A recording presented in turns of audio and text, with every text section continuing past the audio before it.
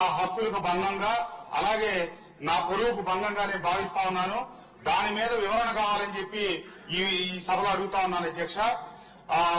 మైలవరం నియోజకవర్గ పరిధిలో ఉన్నటువంటి వెలగలేరు, కొత్తూరు, తాడేపల్లి, వేమవరం తదితర గ్రామాల్లో మైనింగ్ జరిగిన దాంట్లో గత శాసనసభ్యుడి ప్రమేయం ఉందని చెప్పి మంత్రి గారు ఒక సభ్యుడి ప్రశ్నకు సమాధానంగా చెప్పారు.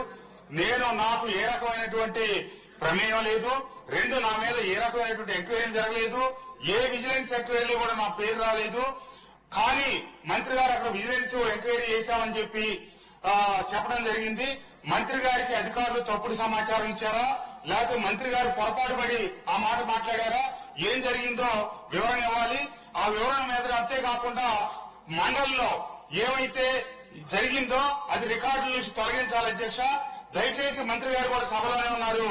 నా గౌరవాన్ని, పొడవుని, లేకపోతే కనుక అది ఏం జరిగిందో ఒకవేళ పొరపాటు జరిగిందని కనుక మంత్రి గారు భావిస్తే విచారణ చేయాలి. ఈ విషయాన్ని మీ ద్వారా నేను డిమాండ్ చేస్తా ఉన్నాను అధ్యక్ష.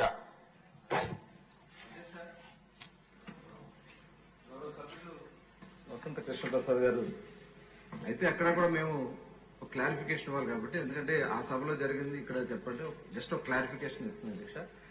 యాక్చువల్గా ఏంటంటే గ్రావెల్లో ఆ రోజున వచ్చినటువంటి ప్రశ్నలో గ్రావెల్లో అవినీతి జరిగింది, దోపిడీ జరిగింది అని చెప్పి సభ్యులు అడిగినటువంటి ప్రశ్నకి సమాధానం చెప్పడం జరిగింది అధ్యక్ష. దాంట్లో పోలవరం కెనాల్ అంటే చాలా కాన్స్టిట్యున్సీలు ఉన్నాయి అధ్యక్ష. పోలవరం కెనాల్ కింద మనకి గొల్లపూడి దగ్గర నుంచి స్టార్ట్ చేసుకున్నట్టయితే రాజమండ్రి పోలవరం వరకు చాలా కాన్స్టిట్యున్సీలు ఉన్నాయి. అక్కడ నేను చెప్పిన దాంట్లో పోలవరం కెనాల్ అక్కడ ఒక మాజీ శాసనసభ్యుడు పాత్ర ఉందనేది